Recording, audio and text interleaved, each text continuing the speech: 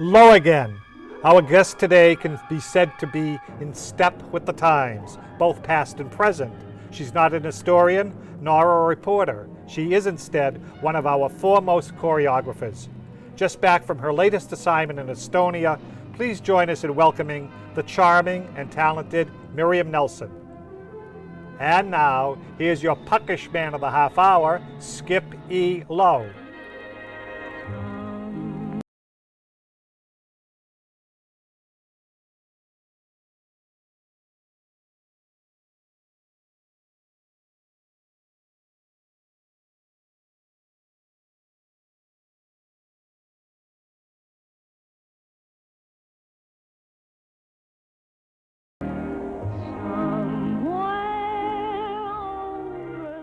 You know, I came to Hollywood very, very young. I was like 9, just turning 9 years old.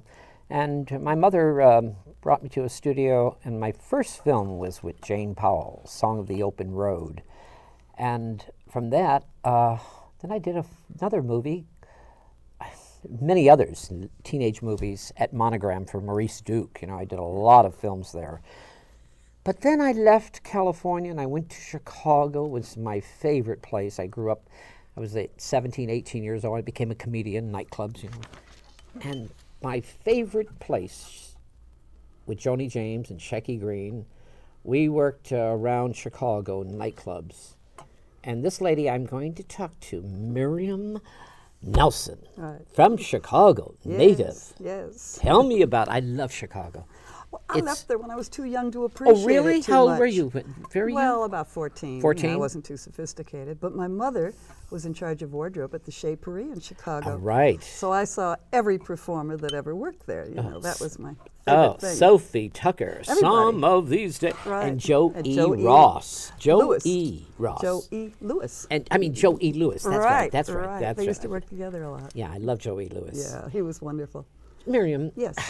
Dancer. Started as very young, evidently, singing and dancing. Oh, a little bit of everything. You had to. Did you work clubs around Chicago at the time? Or little No, theater? I was No. too young. You were? We would go out from dancing school and make $5, you know, to play a party or something. Right. But you in went the to New corner. York, did you? I went to New York. My mother and father were moving to New York, and I studied there. I thought I knew everything about dancing when I went to New York because Okay. I'd studied with such a wonderful teacher. And I got there and it was totally different. Where in Chicago I was learning buck and wing. You know. Right, tap, But what real a heavy great tap. foundation, you know, flail your arms around a lot. And then I went to New York and I studied with Ernest Carlos, and it was all wonderful little taps, you know, very subtle. First show. Yes. Theater. First, your very, very first. What was it? Well, the first theater show was a show called Sing Out the News. Harold Rome wrote it. And I didn't know at the time it was a very controversial show and a lot of politics in it, but I didn't know what I was singing about most of the time. But that was Did you study fun. singing at the time when you were in A little New York? bit, just a little bit. We all had to sing. But how did you become a director, choreographer? Oh, God. That word, choreographer. Tell me that Choreographer. word. Ooh, that Right. word. No, well, everybody misses that one. And I think I mentioned that nobody knows what it is anyway. What is it? We What do. does it? What does it? What does a choreographer Yeah. do? Not just tap. Well, oh, no. No, you have to know how to do really everything. I've had to learn every kind of dancing. If I don't know it and I get a job, I go out and have to learn it, whether it's clog dancing or Irish now, which is so popular. What made you do it? Maybe dance? Yeah, no, to Or just choreograph. Choreograph. Well, I didn't really think about it. I was going to be a star. I wanted Oh, to you be wanted to be a Eleanor st- Powell. Oh, Sure, that okay. was my goal. And I was in shows, Broadway shows, and somehow a choreographer would always say, "Oh, come here, Miriam, do this step with Help me," you, or right. you know, "Help me," or "Assist me." Yeah. And I assisted a lot of wonderful people. No credit, but what a great foundation. Bob Alton was my favorite, you know, and he went on to do a lot of wonderful movies with Fred Astaire and all But you came to Hollywood very young out here to California. You Yeah. were signed to a contract with Paramount Studios. Right. Tell me about that. Well, You I did a lot of really- films as an actress, not yeah. just as a dancer, but Oh, as little an bits, actress. you know, never major, but I did a lot of them, yes. Uh-huh. When I came to California, I was here on a vacation. And the first day I was here, I ran into a dancer that I knew from New York. He was now working at Paramount Studios, and he said, "Oh, you must come tomorrow, and I'll take you to lunch, and you'll see how they make movies." Right. So I did, and we went to lunch, and I could hardly eat. You know, I'd put the spoon up and see Ray Milland or Alan Ladd or, you know, all these wonderful-looking people. The commissary was full. Oh, it was filled with gorgeous people. And as I was leaving, I heard this man's voice say, "Hey, Franklin."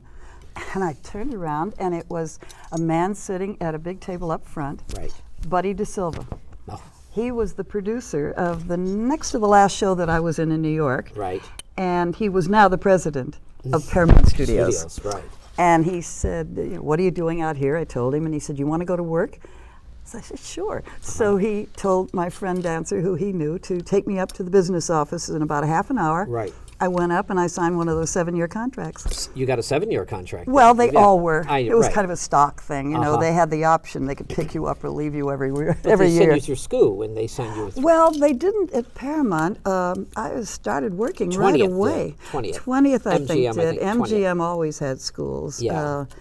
In fact, they even talked to me once about, after I'd been there a while, about teaching style and things to the young gals, and I was very young myself. But I did a movie when I was a kid here, one of the original Jolson story.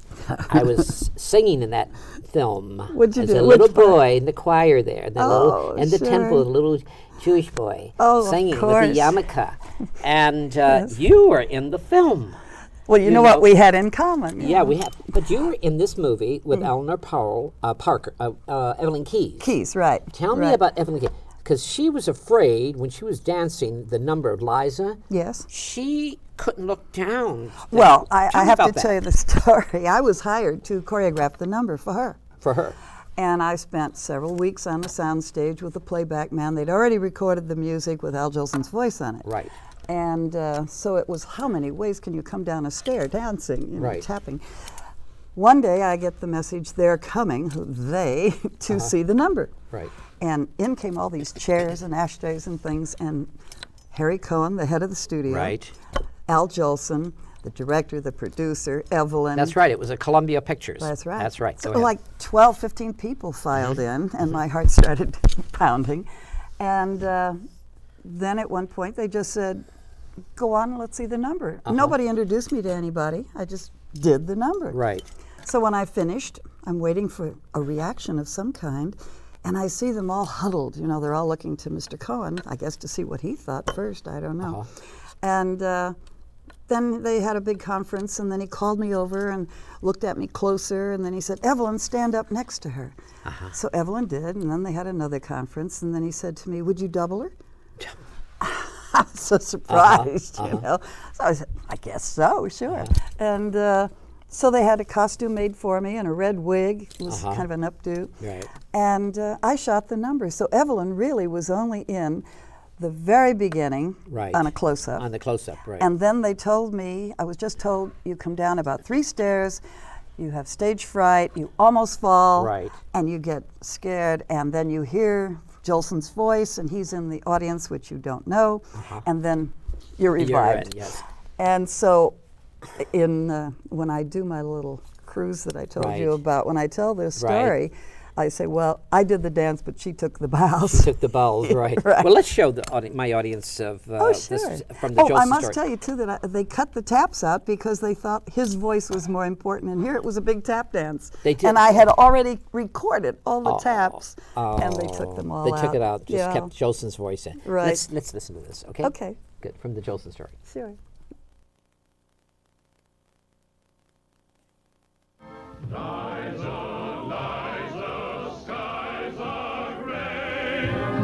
But if you smile on me, all the clouds will roll away.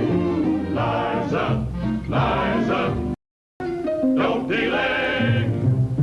Come keep me company, and the clouds will roll away.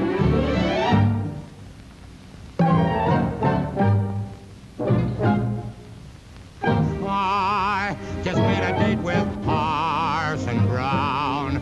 Liza, Liza, name of the day.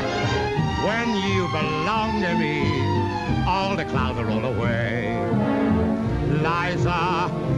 Liza, skies are gray, but if you smile on me, all the clouds will roll away.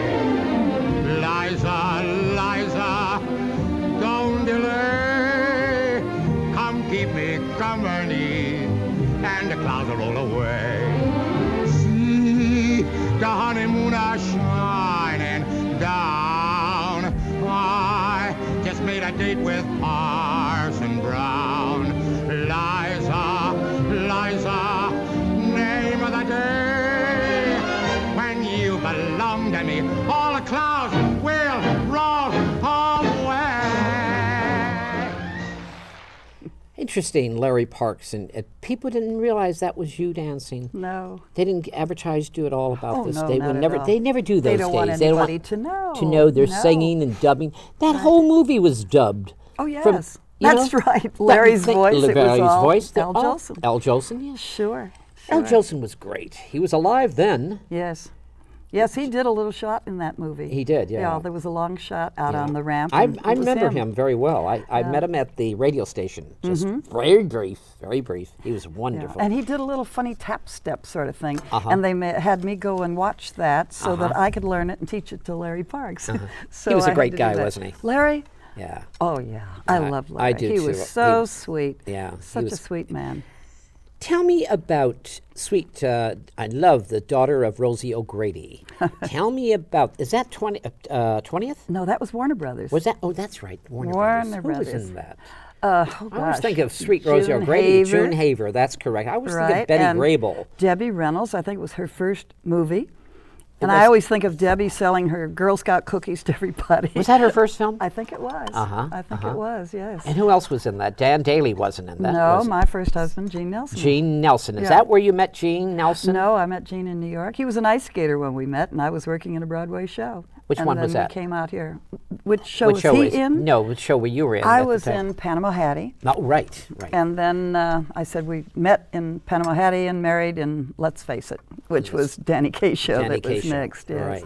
Yeah. Gene Nelson, you were married for a long time. 11 years. 11 years. Matter of fact, I understand when I interviewed him. Did and you? Oh, he was wonderful. Uh-huh. Yes, he was working. He was teaching in Oakland Oh, at yeah. the time. Yeah, he was- And just before he died, he came and did my interview, and he was just wonderful. How nice. And I understand that you kept very good friends Yes, till we the were, end. as a matter of fact. Yes. And matter of fact, you were there at the side when he died. I understand. Yes, I was. And our son. Yeah, you have a And, son. yes, I we didn't have know a that. son. What does he do? He's an editor, a film editor, Uh-huh. and he does wonderful things. He's been nominated several times. His name is? Chris Nelson. Chris Christopher Nelson. Where is that love affair? Must have been really a hot love affair between you and Gene, because you both Oh, yeah. you both danced together. In Yes. Well, I assisted Gene on a lot of those movies at Warner Brothers. Uh-huh. I didn't really That's right. become You known I myself until think after we broke up. Virginia Mail. You did a movie with Right. Virginia Mail, working through college. Working our way through college. That's right. Yes. Of course, that was a good movie. Yes, it was. I Warner thought it was- Brothers didn't. Ronald very- Reagan was in that one. Was Ronald Reagan in that? Yes, yes, he played a teacher. Uh-huh. Yeah. Warner Brothers doesn't usually do musicals. They're very dramatic studio. Well, I isn't it? guess they were, but they did their share. Well, Jimmy They did their Cagney, share. Cagney, yes, yeah. he was wonderful. He used to come and hang out and watch all the time when we were rehearsing. Oh, really? Yeah, he loved dancers. He's a great dancer. Oh, he was wonderful. You He get had a along- crazy kind of a style, but he was But he very was good. masculine. That Yes, was his very. very masculine Very. side. Gene Nelson was masculine too as Yes, a dancer. he was. In fact, the movie you're talking about, Working with the College, I think the best number, one of the best all-time numbers I've ever seen was in that. He did it in a gymnasium. Uh-huh. And people thought there was a double for him in that, which wasn't. He did all his own work. Bob Hope and Bing Crosby. Tell me that when you were at the Easter show for the Radio City Music Hall. Oh, Tell me about Radio City Music Hall. well, the you- Easter show. That was you. Go ahead. Let me think. It was that wasn't with Bing. It was Bob Hope had. All right, I have to go back one step. I Okay. did the Academy Award show. Right. And it was on bicycles, and Right. that's a long story. But I got to have like 12 couples on bicycles, and it was based on Butch Cassidy and the Sundance Kid. Right, When I right. went to the movie and saw him showing off on a bicycle, I said, "Oh, that would be fun." good scene, yeah. And Mike Frankovich was our producer, and he allowed me to do that. And then Bob Hope was the one that introduced the number on the Academy Award. The next day I got a call from the head man at Radio City Music Hall in New York, and he said, "I just saw the number, would you come and stage that for our Easter show?" So I went to New York and staged that number with his people, or the music hall people. So that was wonderful. But you staged a lot of things for a lot of people in this town of Hollywood. Oh, yeah.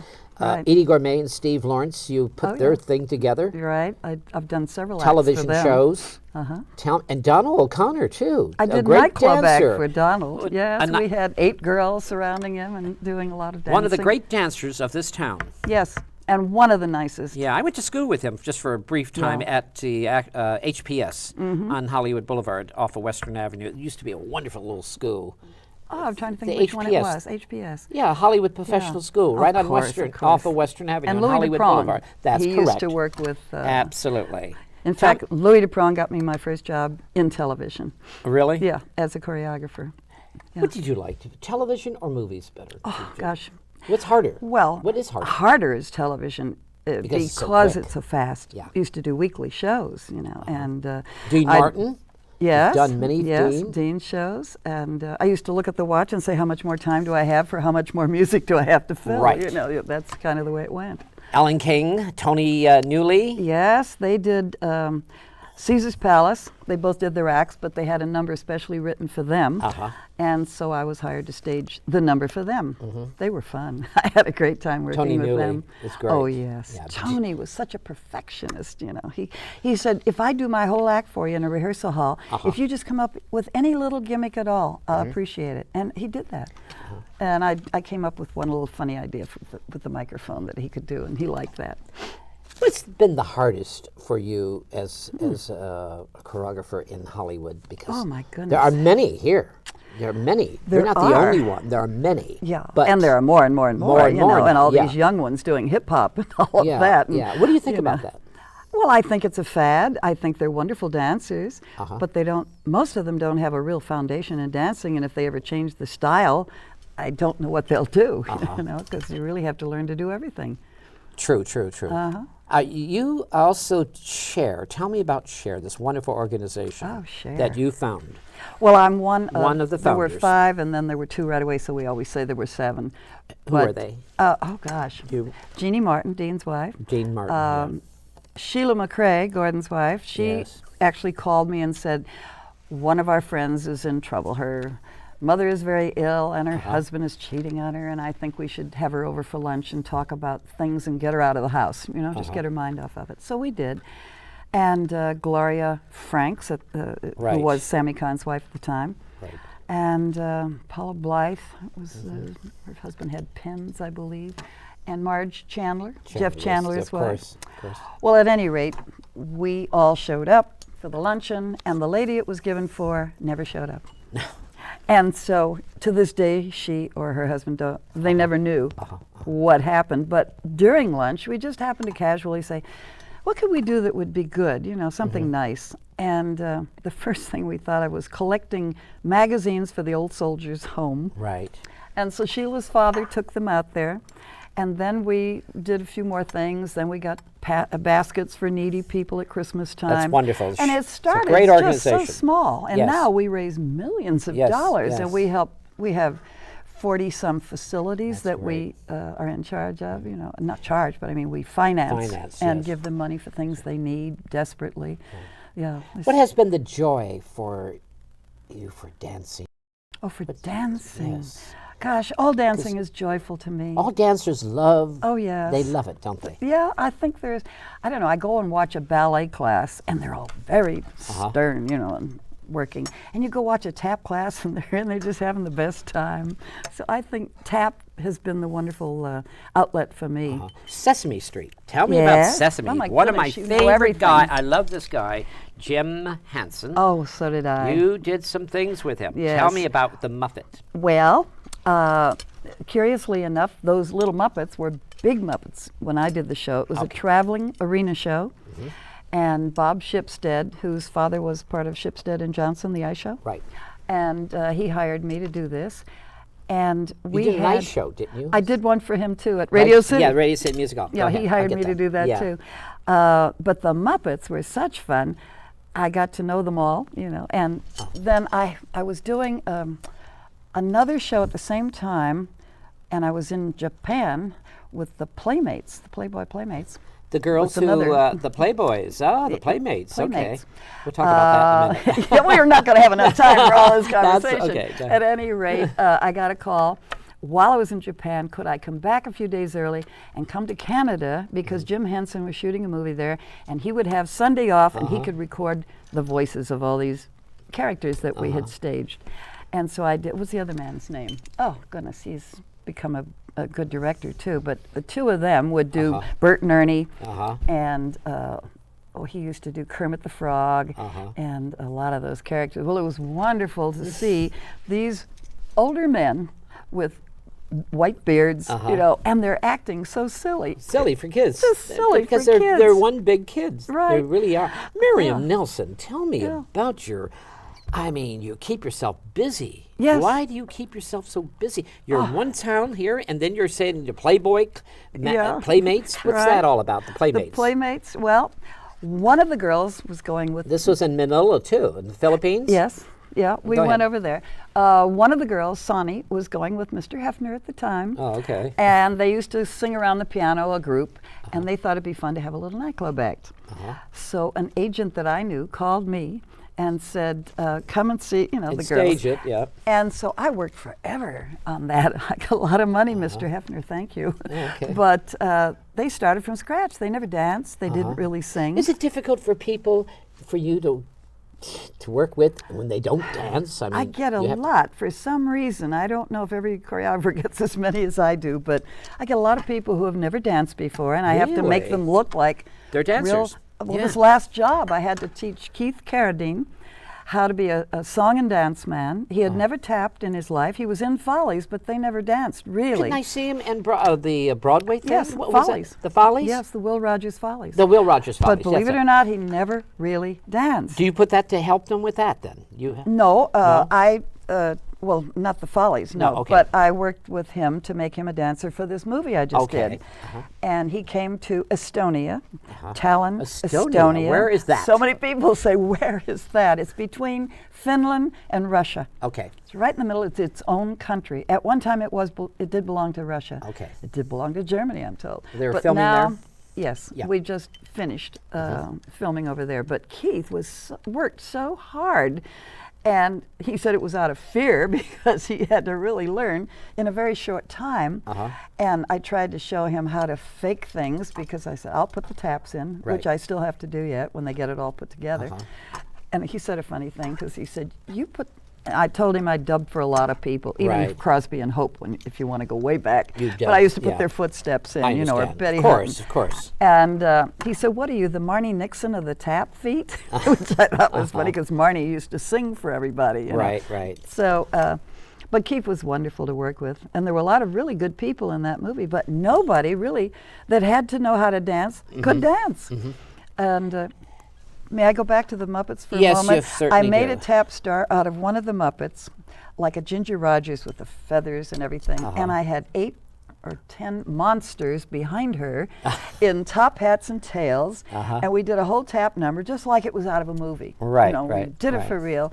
And then I dubbed the taps. Well, their feet, you know, the monsters' Yes. feet are humongous. Big, yes. And yet I dubbed each one, you know, and made it sound like they were doing it. Everybody thought it was fantastic that they could tap like that. They don't know, you know, the audiences don't I want to know. show my audience the first. I think this might be one of your first movies. Which one? What I'm going to show you tap dancing with right now. The movie I going. Oh, is that Duffy's Tavern? Duffy's, I yeah, think you mentioned? Duffy's Tavern. It is very early in Early my on, career. let's go on. Let's see Okay. this wonderful film, you tap dancing, Right. from Duffy's Tavern. Thank you. Okay.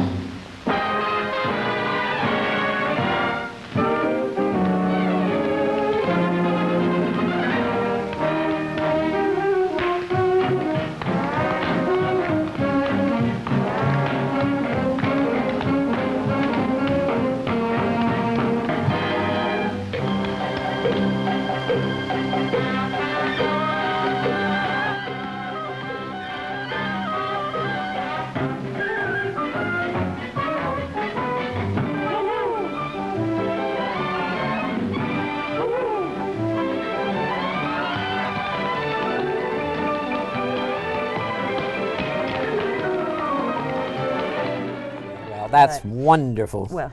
Miriam, God, looking at that, what do you think of when you're looking at back at that?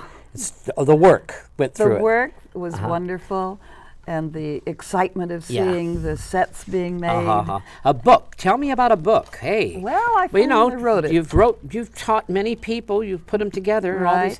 Got to be in a book. It came really out of the cruise ships that I've done now with all the stars, and people say, "My God, you worked with so many stars. You should write a book about it." Right.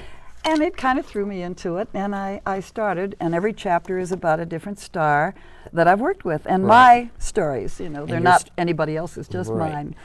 So I'm looking at you. Did you have a good time, Miriam? Oh, I had a great time. Really? You mean in life? In life, general? yeah. Yeah, Would you do there it have been a lot of ups and downs. Would you do it the same way, or Well, it's a I little wouldn't make change? silly mistakes. No, we all I make would be mistakes, smarter, you know. sure. Frank Sure. Sinatra, tell me about. He worked on Cher with you, the wonderful Yes. organization. Oh, he did many, many shows. He was wonderful. I always think back to one time when we had a fashion show auction, and we had this wonderful coat to be auctioned off, and the girl was backstage. Well, all of a sudden, out came Frank in the fur coat and the tiara. Oh, really? Auctioning off the coat. Oh, and then we had the Rat Pack. He helped a lot of people. Oh, many. Great. Many people, yes. Great entertainer, one of Yes. the best. And he would show up for share parties for years and years. He did it. He was wonderful. It's a great organization. I love that think organization, so. and you guys are doing a great job. God bless you both. We have so many wonderful members, that are really working so hard all the time. And we do all our own work. We don't have any paid people out there working for us. That's great. Yes. Thank you, Miriam. Thank you, God Skippy. bless you, dear. I enjoyed being with you today.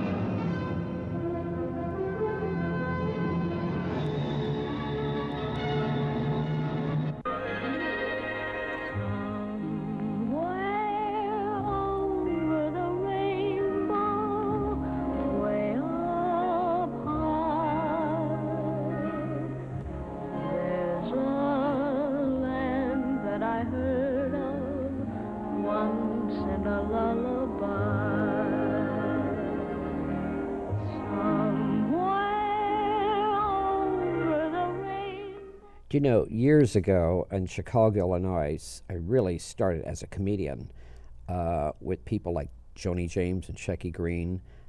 This is in the early 50s. And I used to work Canada a lot. I loved Montreal. I used to work the Downbeat, the Chez Paris, Café de Paris upstairs. I did them all in Canada. And even Val-d'Or, way out north. And I love the Canadian audiences. They are the best. And they love Americans. I must tell you, Mimi Hines from Canada, Vancouver. Yeah. You are a Canadian. Yeah, I am. Still to this day. Started singing first as a singer, or? Yeah, I started with talent shows when I was real little. In Vancouver? Yeah, when I was 2 and 3. 2 and 3, and okay. 4. When did you meet Phil Ford? I met Phil Ford in 1952 in Anchorage, Alaska.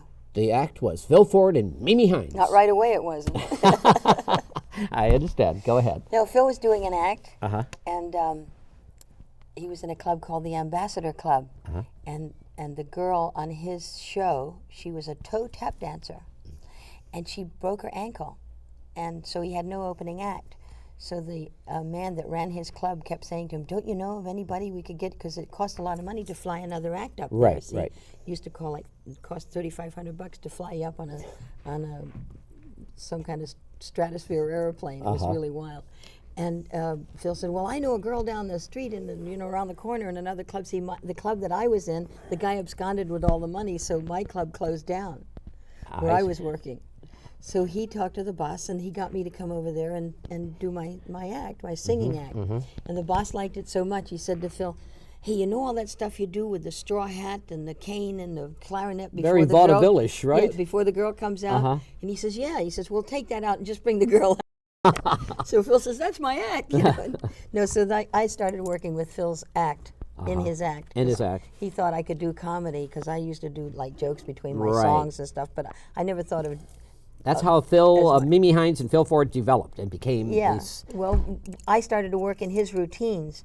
He had comedy routines, and he got me to do the parts in them. You know. But so. the Tonight Show or the Parr Show? What was the very first? Tell me. Well, of course, the Tonight Show was the Parr Show. The Tonight Show was the Parr Show? Yeah, it was Jack Parr's Tonight Show. The Tonight Show has always been the Tonight Show with a host. Really? I didn't know. Yeah. I thought it was two different things. Now I'm thinking about it. Yeah, Yes, no, you're absolutely it's the Tonight right. Show with Steve Steve Allen and Jerry Lester first. And Lester was Jerry first. Lester first, and then Steve Allen. Allen, and then Jack. I see. But you went with Jack first. Yeah, we came on when it was Jack's time. When you first arrived in New York on Yeah. the Jack Parr Show, Mimi Hines and Phil Ford, come on, what happened? Tell me. Well, actually, we first arrived in New York on the Gary Moore Show Oh, okay. in the early morning, Okay. and we got Jack Parr because of the Gary Moore appearance. And well, when we went on the Jack Parr Show, I sang this song. We did our sketch and our comedy routine. You know, we did. I think we did Tenderly and the dog that night. I do a dog. You do a lot of things. And a lot of animals. And the mousy. What's the mousy all about? They used to call Phil the best animal trainer in the business. What's that? The NBC Cock? The Peacock. Peacock. Tell me about that. What's that? Well, the NBC Peacock, it's an interview. Right. And Phil interviews the NBC Peacock, which is You. myself, and I have this big feathered tail that doesn't open up until the end. I keep it on my back, and I use my arms like my wings, and I come out walking around like this, and it just, it's really silly. You have to see it. And what's the mouse Hard to routine? explain. What's the That's mouse routine? Just a mouse that, it's an old song. The beer was spilled on the barroom floor. You know, it's like a fraternity song. Right. I learned it from a drunken stewardess at a party in Texas once with Don Josie, who was a Texas millionaire.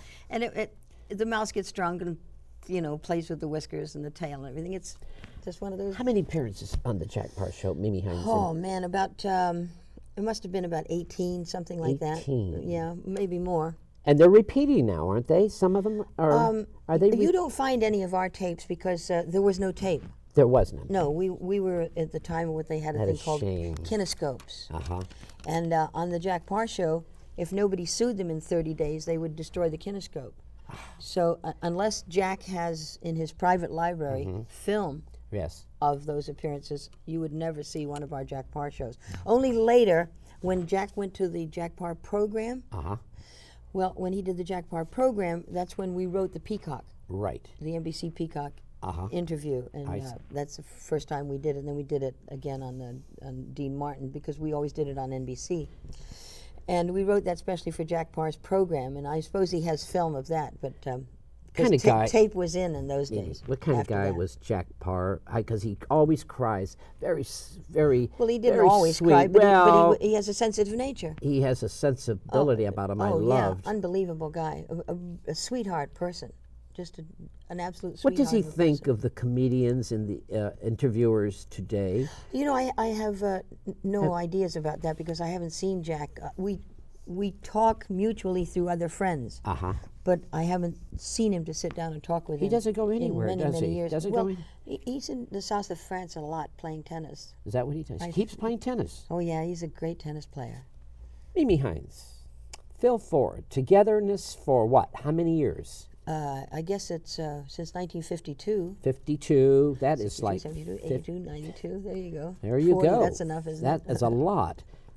Then Streisand. I saw a show on Broadway, Funny Girl. I was just from New York. I mean, from New York, Europe, and there you were, Mimi Hines, Funny Girl, and Mimi Hines. I Did saw you your see me name. do it? I certainly did. But tell me, Mimi Hines replacing Barbara Streisand in Funny Yeah, Girl well, at the Winter Gardens. Yeah, and tell me. then we took it to the Majestic, and then we did it at the Broadway. I saw it at the Winter We Gardens. played 3 houses with it, which I thought was great, because most actresses go into a part and they only play in the one theater.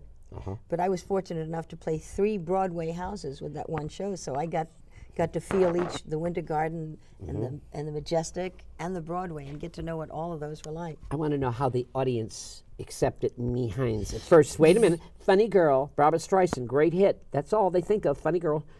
When Mimi appeared on her first night, how did that audience accept you? How did you feel? Well, I got 3 standing ovations during the performance.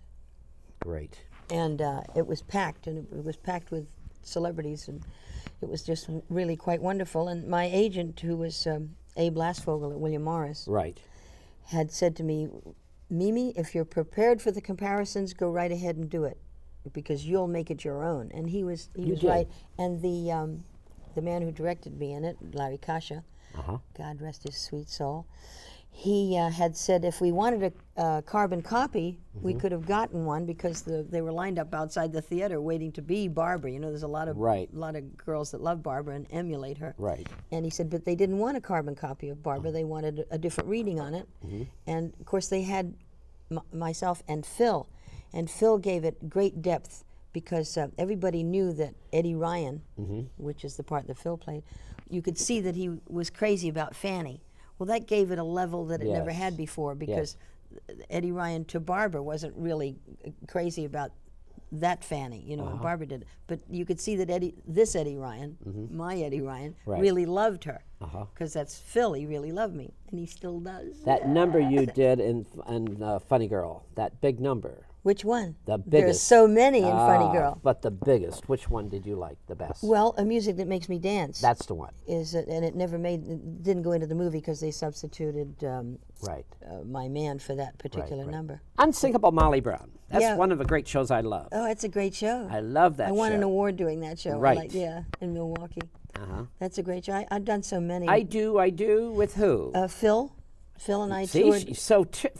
Phil Ford and you really did Broadway together. Oh in yes, yeah. theater. We toured in I Do for over a year for David Merrick, and he used to send us telegrams always on the road saying how great we were doing, and he was very proud of us. Another one I liked, No Nanette. No Nanette. Tell me about that. That was a great Well, show. that's so funny. I do the maid in that one. That's hysterical. The Patsy Kelly part, you know, with an automatic vacuum cleaner that has its, you know, it comes on by itself. It's electronic.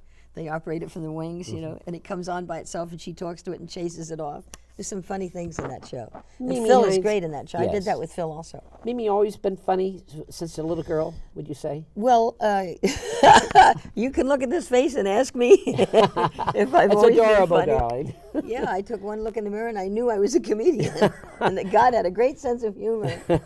Sugar. How about that? Oh, Sugar was fun in Atlantic City. And Sugar Babies. That's Sugar we did with Joe Namath. Phil and I and Joe Namath. Joe Namath, the football player. Yeah, Did you really? Yeah, he played the Tony Curtis How role. was he? Good. Oh, he was wonderful. Was he? Yeah, and he has a couple of bad knees like me, and not for the same purpose. I mean, his were done in football, and mine were Okay. done on the stage. But he had to walk around with ice packs on his knees because the high heels would kill him. Yes. When he'd be out there doing the Tony Curtis thing, walking around in high heels, his legs would just. He didn't mind getting in drag Well, it all started because he made. because he's so butch. Oh no! Well, see, he made that pantyhose commercial. Remember? Right, He right, was in the yeah. Well, that's why they got Well, the butch idea. men don't really mind getting in drag because they know It's a joke.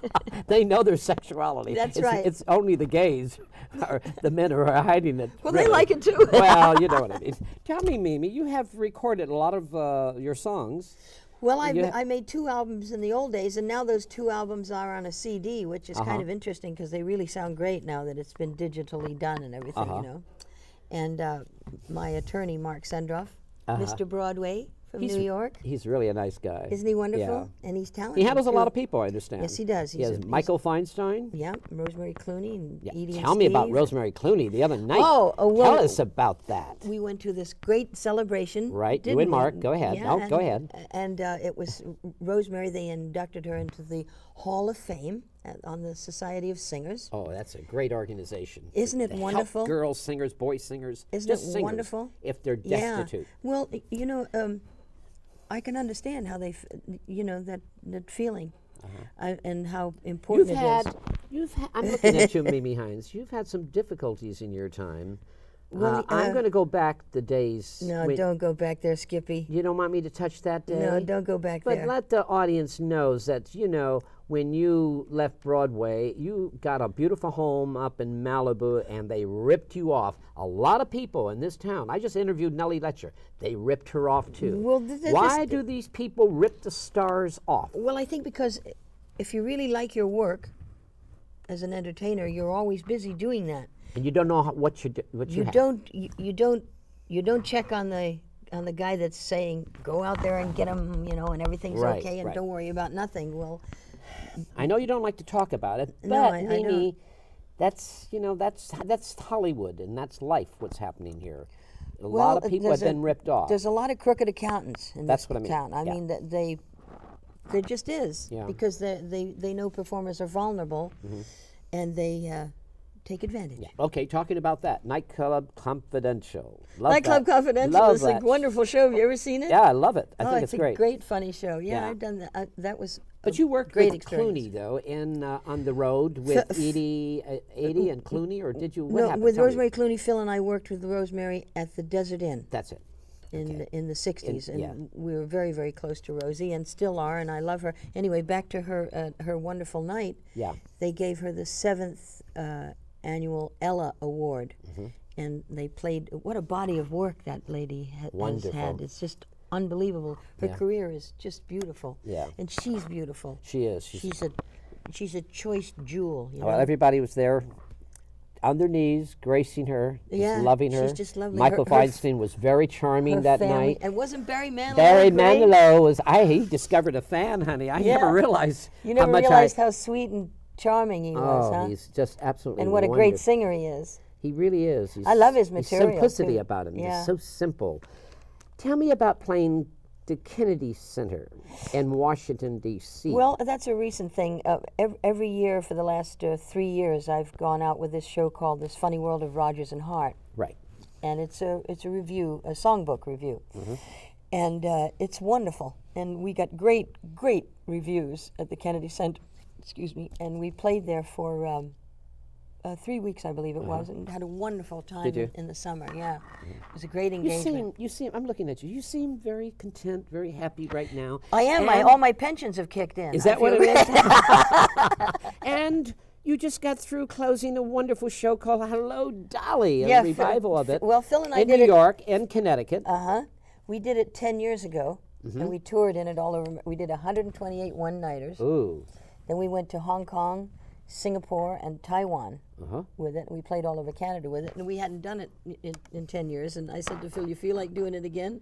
Because it's hard to get him out of Shangri-La, you know. He's sitting around that pool with his feet Vegas, up. Las Vegas. You Yeah. both live in Las Vegas. Yeah, we do. Yeah. And he said to his wife, you want to go? And she says, okay, Phil. She's a cute little lady. I just love her. And so we went off and did 9 weeks of summer stock. And we did Hello, Dolly. And they had our original sets, Carol's original sets. And we had a wonderful, wonderful engagement. It was packed and sold out every night. Love to show my audience this clip from New York. Oh, you have a clip? Oh, I certainly do, and I'm going to oh. show it to you, okay? Right now, we're going to show my audience. This is Hello, Dolly from New York. Okay. She's here.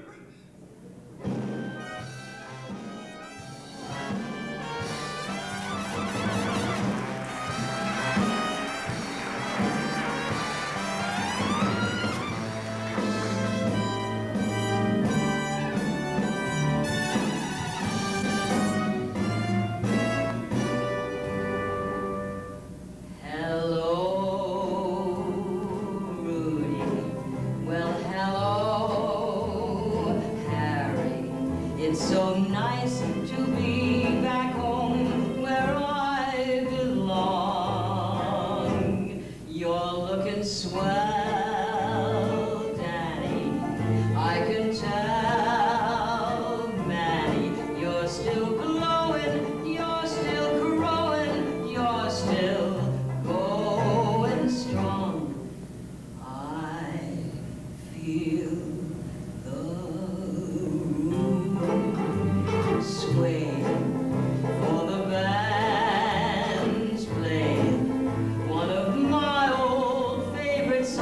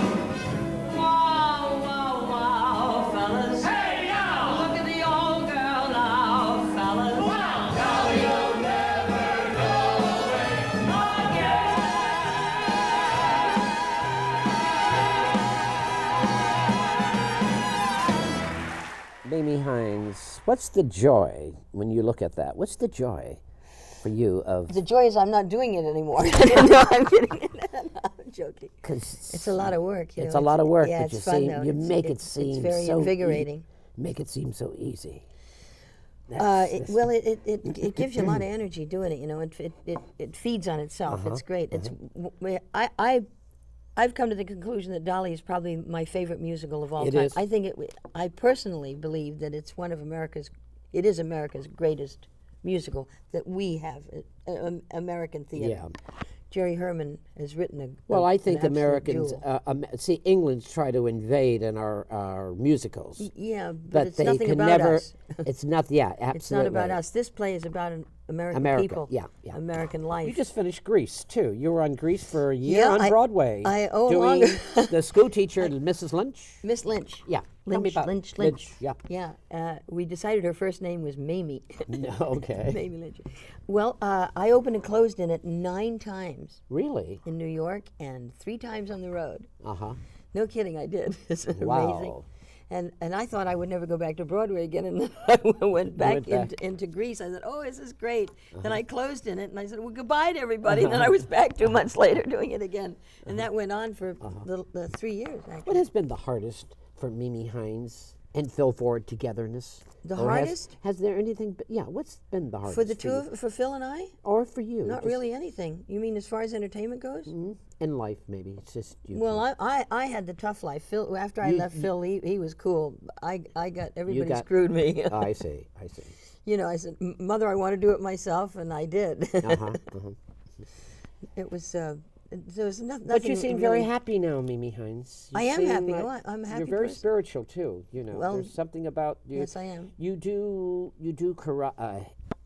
meditation and all that. I know. Yoga. I Yoga? try to do yoga. I What don't, does that I do don't, for don't you? get to What do does it that every day. Does yoga do? Well, of course, the stretching and the breathing of yoga is a life force, uh huh. and it just feeds your energies in your body, your internal structure. You need that every day. I know that Sid Charisse stretches every day. Whether she does yoga or not, I'm not sure, but I know she stretches every day. And stretching is important, and yoga is a soft, gentle Right. stretching and breathing. Being with Phil Ford all these years, you had a good time with him. Yeah, even mean- even these years that I haven't been married to him, we have fun all the time. I mean, when we're on the road traveling. What makes you laugh with him, or Well, I don't know. It's that kind of thing that Jack Benny and George Burns had, you know, where they could make each other laugh because Right. they knew each other so well. Right. Well, Phil and I know each other so well. So when you're on that stage, like from in Hello Dolly, when you work with I know Phil, exactly what he's thinking, and he Really? knows exactly what I'm thinking, and he knows how I'm going to turn and move, and I know how he's going to turn and move. It's just instinct. We've been together a long time, and we just know each other. book. Tell me, is there A writing book? a book? Me? Yes. A book? Why not? A Who book wants about to know about all my Mimi and garbage? Phil. Mimi and Phil. How Oh, about a it? book about Mimi and Phil might Mimi be and fun. Phil. That's what you should have. Yeah, would be Yeah. wonderful. Lives and Times of Ford and Hines. Yeah, Life and Times of Ford. That's a good title, Mimi. Well, you I just already came up- I got that. No, I put that in the computer about 10 years ago. Oh, did you? My friend Larry Craycraft. We started. That's what the book was. So gonna you be. are going to do it. Well, Phil wants to do it. Series. How about Mimi Hines? Why not? Didn't you do a series? Why Well, not? we did a couple of pilots. You know, I did a pilot Yeah, for but, Jackie you know, Cooper. come on, Mimi Hines. You could have stayed in Hollywood, but Broadway took you away from here, and you should have stayed here and maybe. Hollywood was never our town. Why is that? Well, when we got here from the Jack Parr show, Hollywood went to sleep too early to know what Jack Parr was all about. I mean, in the industry. True. They were asleep. I mean, when I came out here to do pilots, I realized why nobody knew anything about Jack Parr, Yes. because you're in the studio at 6 o'clock in the morning in front of the camera doing a pilot. You're on your way to the studio at 4:30 in a limo in the dark. And you get there and slap your makeup on, and you're in front of the camera by 6 a.m. And you're there till 7, 8 o'clock at night. You go home and you die. You just go back to sleep and do it again the next day. I never saw nighttime television the whole time I was Really? making those pilots. Never saw one primetime show, and that's why I realized that Do you have any regrets about that? no, You don't. no. If you weren't an actress or an actor, what would you have done? What would I have done? Well, I would like to have been a. David Attenborough. Yes. Well, I would have liked to have done something like that to gone out and researched animals and So those kind of things. Mimi Hines is a little concerned about the world today, what's happening? Environment concerns me a Yes, lot. it does? And cruelty to animals, it concerns me a great deal. Animals of all types, not just animal, not just So dogs you and don't wear cats. furs? Would you wear I a fur used coat? to. I got a storage closet full of furs somewhere. And Do you resent people wearing furs? Because animal rights. Well, I resent people wearing endangered species. I see. I don't resent people wearing things that are raised. I see. Like ranch, mink, and those. I resent I understand. foxes and Yes. those kind of things being worn, but the endangered animals. Mimi Hines, thank you. Oh, thank you, bless you. Skippy. God My bless you. friend Skippy. I love you, darling. I love thank you too. very much. Always well, Skip. Always.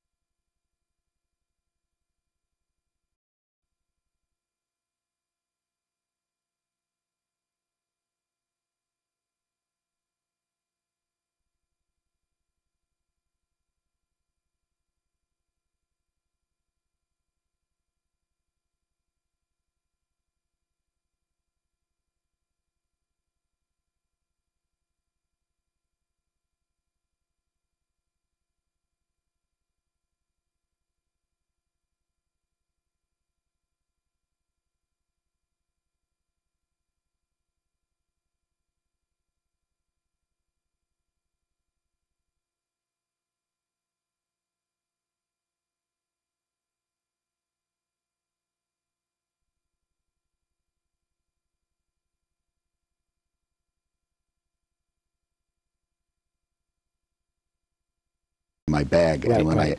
I was by that time on the Carson show, and I segued from. What did you do on the Carson show? Which one did you do? I remember. Well, I did. You did a bunch of voices of stars. Well, I did. Go ahead. I did Lyndon Johnson, of course.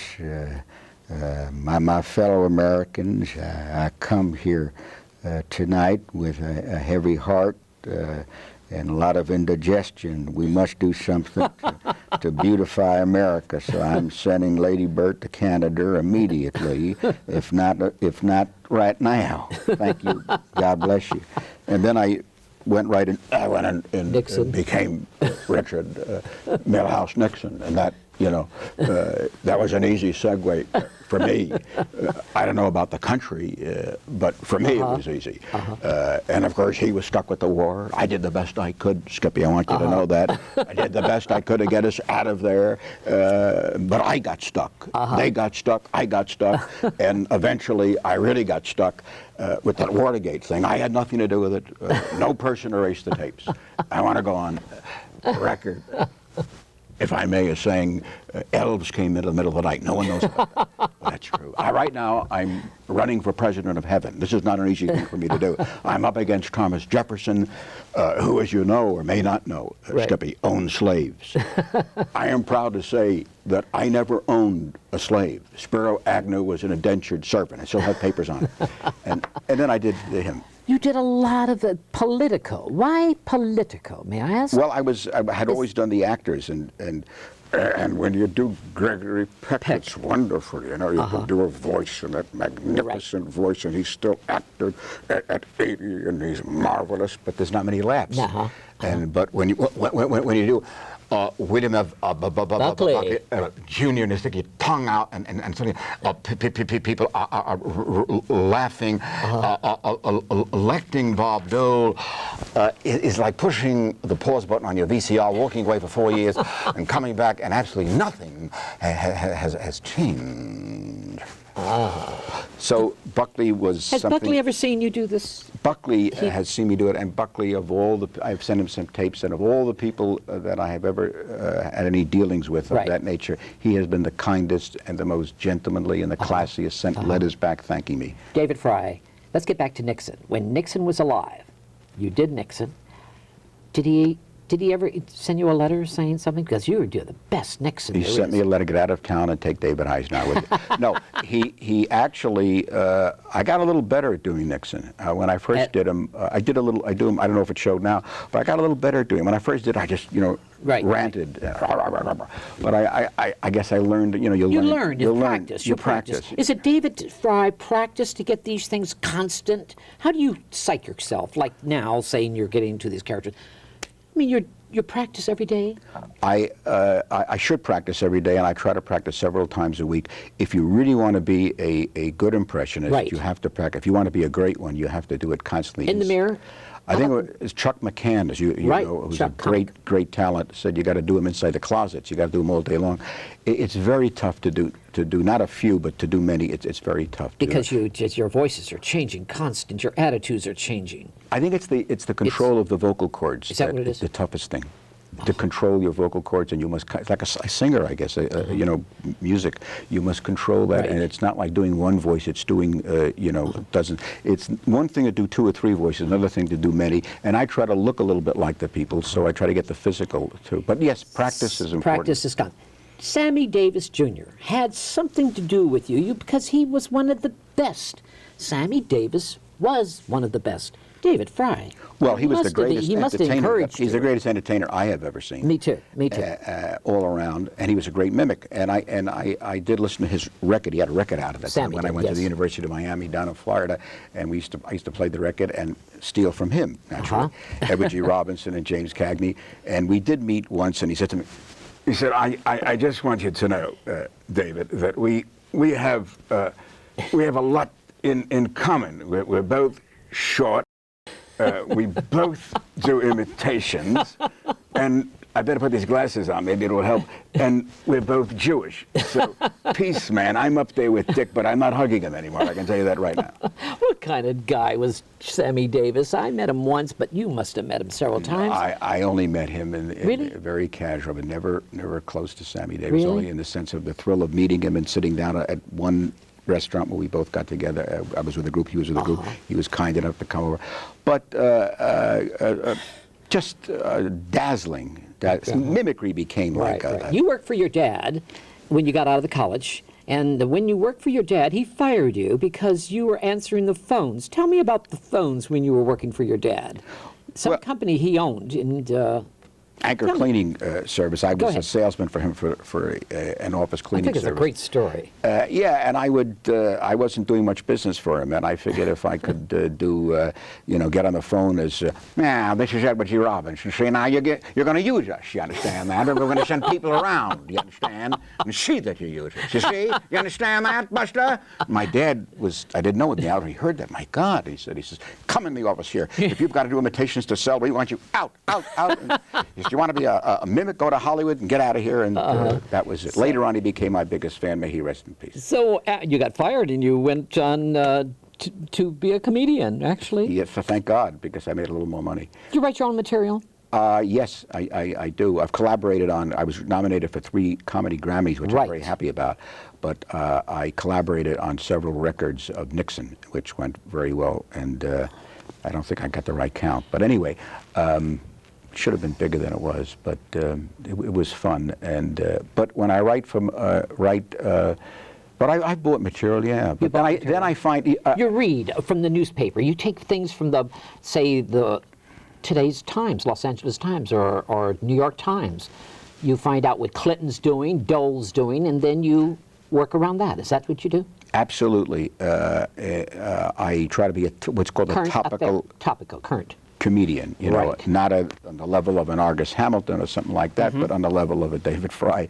And I try to pepper that into the mimicry as much as I can to give it life. Because if you don't have content, just getting up there and doing the imitations is not enough. But David, you do a lot of voiceovers too. A lot of cartoons. Cartoons is very difficult. Well, You know. I don't really do. I have a call occasionally where they might want a Gerald Ford, or they might want a Jimmy Carter, or they might want someone like that, or a Dick Nixon. Or not many calls for Ford anymore. What's the favorite right now at the moment? I know Dole is running. Right? Well, Buchanan and all these people. I do Pat Buchanan. This is Pat Buchanan, the only true conservative in the race for the presidency. I'm against illegal aliens. However, I would welcome aliens from outer space, providing they were pro-life, white Anglo-Saxons who looked and sounded exactly like us. That's not asking too much. Where am I? Am I right? So he's a good character. I hope he stays around for a long time. But Dole is also... You're always looking for good characters. Impressionists are always looking for those kind of characters. Well, he's a good character. And Pearl is always good. You know, Larry, he's always on Larry. Larry, I don't want to run. I really don't. I wish someone else in my organization would run. I really don't want to run. I really don't want to run. But if I found someone in my organization running, I would shoot that SOB, because if I can't have it, no one else is going to get it. I get him quick. That's the way I am. But Dole is great. This is who am I? I know who I am. Robert Dole of Kansas. God bless America, and God bless Richard Nixon. I just wish he would have hung around a little while longer to endorse my run for the presidency. That's all I hope for. I mean, I was good to him while he was alive, just a teeny-weeny little bit longer. But God bless him, and God bless America, and give an old man a break, please. That's going to be the big one right there, Dole. I have a feeling Dole's going to... And Steve Forbes. Oh, Come Steve on, Forbes, tell me about Steve Forbes. That man with the pop up. He would have been a good character. This is Steve Forbes, Mr. Charisma. At least my wife thinks I am. I never pretended to be anything in this race, but what I am, whatever I am, and I am whatever I am, a plain, simple schnook with $300 million. So that makes me a rich schnook.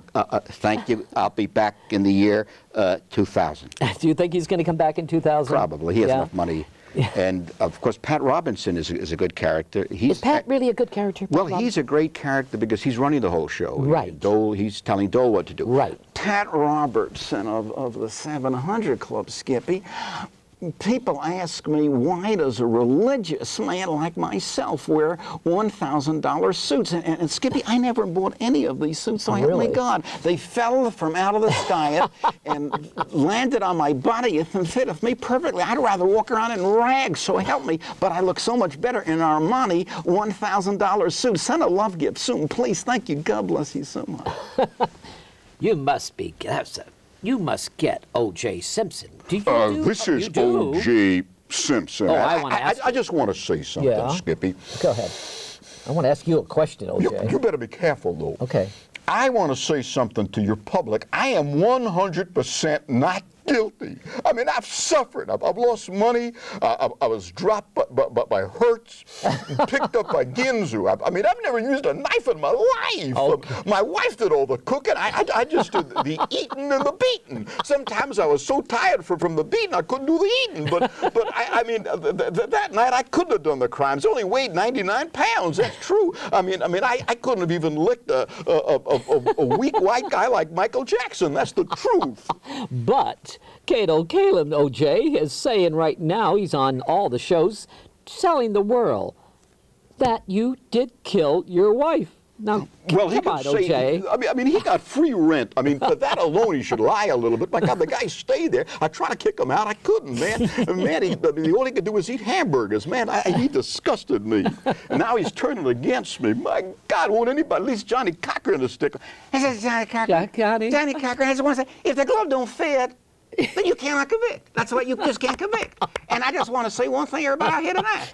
I admit that they have evidence. They have hair fiber. They have footprints. They got a bloody glove. So that's their evidence. But we have evidence too. We do. We have We have 50,000 people, witnesses, who saw O.J. in the clear, running for a 90-yard touchdown. Have you ever seen Martha Clark? What's her name? Marsha Clark? Martha can be Martha. I don't care. We got off anyway. Marsha Clark running for a 90 yard. I never did. So that's our defense. That's all. Thank you. That's very funny. Very good stuff. Oh, I got it. Russ Limbaugh. Oh, no, you can, not tonight. Not tonight. A little okay. heavy. A little heavy. He is a little heavy. But the comics, some of the but you know something, before I do anything, I would like to show a clip that Johnny Carson show. Oh, yeah, give me you appeared on the Johnny Carson show. That well, he helped to make, he helped you. To make, when I was terrible, he thought I was David, good. Oh, you are good, David. Not terrible. No, and I say when I was terrible. David Frye. Johnny Carson adores David Frye. Listen to this. I want people to listen to this one. Let's listen to this tape. David Frye on Johnny.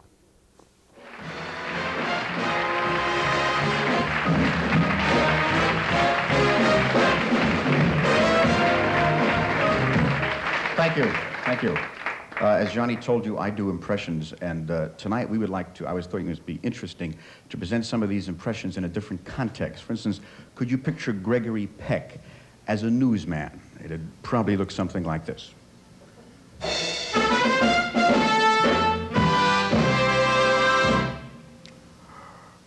Tonight we're going to go into the home of a typical American family in which the husband is never there, the wife is out with another man, and the children are left alone to care for themselves.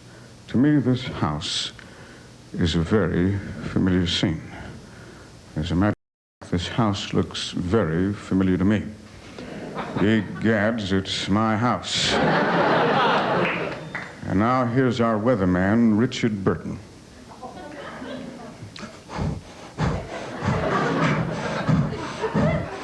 You'd breathe like that, too, if you were married to Elizabeth Taylor, believe me. This is Richard Burton. The rain in Spain falls mainly in the plain. What do I know about the rain? I have been outside in 4.5 years.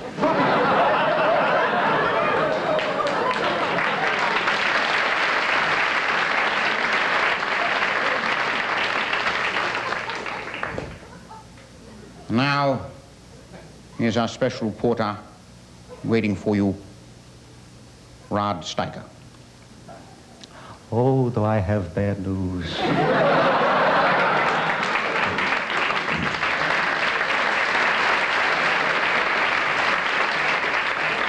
Oh, do I have terrible news. I've got such terrible news that, that I'm not even going to tell you the terrible news. If you don't start to laugh back there pretty soon, I'm going to machine gun every one of you. You understand that? I'm only kidding. You're a wonderful group. And now, because you've been such a wonderful group, I'm going to bring you a man. I taught this man everything this man knows about acting. This man learned from me, Marlon Brando.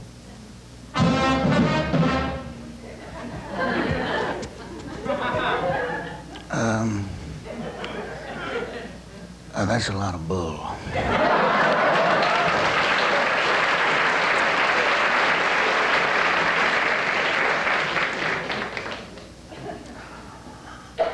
I'll never forget. I'll never forget. I'll never forget. I forgot. Well, here's a man over here who, this man has been imitating my style, and he stole my whole style from me, George C. Scott. No, just wait 1 minute now. Now, just take it easy. I was the first one to grunt and groan. I grunt and groan like an animal, because I am an animal. I'm a bull. That's right. As a matter of fact, I'm in charge of President Johnson's physical fitness program.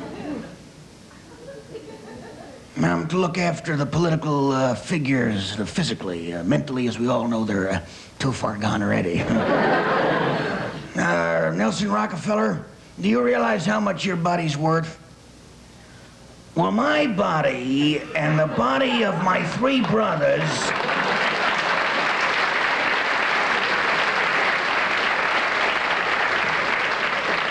is insured for 3 times the gross national product of the United States, Canada, Western Europe, and all the countries behind the Iron Curtain. And I want to say it's a great thrill to have run against Richard Nixon, Tricky Dicky, and I'm almost happy to get back to New York and to work on solving the smart problem. Because if I don't solve the smart problem pretty soon, I'm gonna ruin my throat altogether.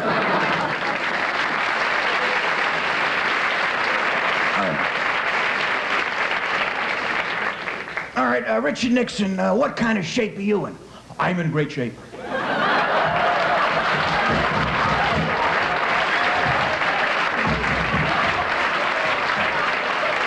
Bill Clinton, come on. Let's talk about Bill Clinton. Is he difficult to do? Yes, I found Clinton difficult to do, but you have to do the president. Right. This is the president of the United States. I just want to say, I admit I did not volunteer for Vietnam, Skippy, but my partner in this race did volunteer, crawled under 500 square foot of barbed wire, and single-handedly blew up a battalion of Viet Cong. And I am so proud of my wife, Hillary. I just can't begin to tell you, I really mean it. Al Gore. This is the Vice President of the United States of America. I hope to get his job as quick as I possibly can. He wants to drop me from the ticket. Nobody even knows I'm on the darn ticket. Henry Kissinger. I'm throwing him right Henry at you. Kissinger. I'm going to throw them. This is Henry Kissinger, Yeah. former advisor to the president and master of the entire world. Newt Gingrich. Newt. This is Newt Gingrich. This is Newt Gingrich. Nutsy to my friends and nutsy to my enemies, and I am nutsy, and you'll first find it out very soon. Thank you very much. Warren Christopher. That's a great one. This is Warren Christopher, Secretary of State. I know I look old and decrepit and run down, but I know what I'm doing. I had breakfast this morning with President Roosevelt. He assured me the Japanese will not bomb Pearl Harbor, so don't worry about a thing. Walter Cronkite loves you. Walter Cronkite. This is Walter Cronkite for CBS News. Get rid of Dan Rather, bring me back in. I'm still good, strong, and better than any one of them. Get rid of all of them. Thank you. Is Prince Charles going to get married? I wonder about Prince Charles. Prince Charles. Well, this is Prince Charles, and as you know, Skippy, Princess Diana has us by the jewels, and she keeps tugging on them. She wants everything. We have to cut up our credit cards before she owns Buckingham Palace. Jay Leno. Jay Leno, you know, that's what I'm saying. I got a dozen Pakistani families living inside my drawer. I don't know what to do about it. You know, they're eating, they're sleeping, they're making love. It's driving me crazy. You really gonna help me? This is Dr. Kevorkian, and I'll get them out. I may have to kill you in the process. No, forget about anybody but you. Roddy Dangerfield. Hey, I'll tell you, no respect. They'll have me run as a president for the little people, you know, as a no-respect candidate. You know, I'll tell you, I bought a used car the other day. My wife's dress was in the back seat of the car. No respect for anybody, you know. I threw names one after another at David Frye. Difficult, not difficult, difficult. You did it like so easy, like a breeze. Very kind of you to say that. A breeze. What is it? What is Hard David work. Frye? Is it hard work? Yeah, well... persistence of just constant work. Constant work, and it's fun. I enjoy doing it. I enjoy doing impressions. You do? Oh, yeah. So the most important thing for David Frye is enjoying what he's doing then. Thank God. It's been a long run, and I still enjoy it. Favorite character? Who is some of your favorite voices? Who are your favorite voices? I would say the Buckley that I did for you before. Buckley. Is my favorite because I look a little bit... Is it because he's so bright? Is it because he's so... David Frye feels like Buckley because you're that... your attitude? Because you have to have an attitude about that. Yeah, well, you know, I enjoyed doing Bush. I did, Bush? you know. Yes. This is the former President George Herbert Walker Bush Hunter. Read my lips out there. I'm sitting with my lovely wife, Barbara. She's no Madonna, I can tell you that much, but I'm still crazy about it. Thank you so much. But I try to get all the presidents. That's the important thing, and the vice president. You're always wondering, you know, I have to work on colon. The trouble with doing impressions is you get so many new people coming up all the time. All the time. And you constantly have to reinvent yourself. Tape recorders. Do you have a tape recorder you talk on? You listen to the voice, and you listen to their voice. Now, I see you have a political celebrity tapes at your home, evidently when they called David Frye. Your phone Yeah, I have. is a phone thing of Senator Dole and Pat and Ross. You have different voices on your phone message? Yeah, on your machine? I have them on my phone message, but I practice on a tape recorder. You do. I also practice on the visuals of watching the people, how they talk, how they look, how they sound. Right. And it's a constant effort, and if you stop doing it for weeks, it's hard to get it back, and it's a constant effort. Is David Frye single? David Frye is single. Is single. Yes. Never been married? No. Because too many characters are in your life? Too many voices? Are there too many voices? Well, you think your wife, in the middle of the night, you might come up with someone in bed with? I don't think anybody could stand me with all these. Do you ever wake up in the middle of the night in bed with some voices, different voices? No, but thank God it hasn't come to that yet. Yeah. But I do conjure up new people to do. Sometimes you sleep and you come up with an inspiration to do a new person. But no, I study pictures, as you can see. I see you have them all in front of you. I can look at the. So this gives you the feeling to do it, the parent. Right, and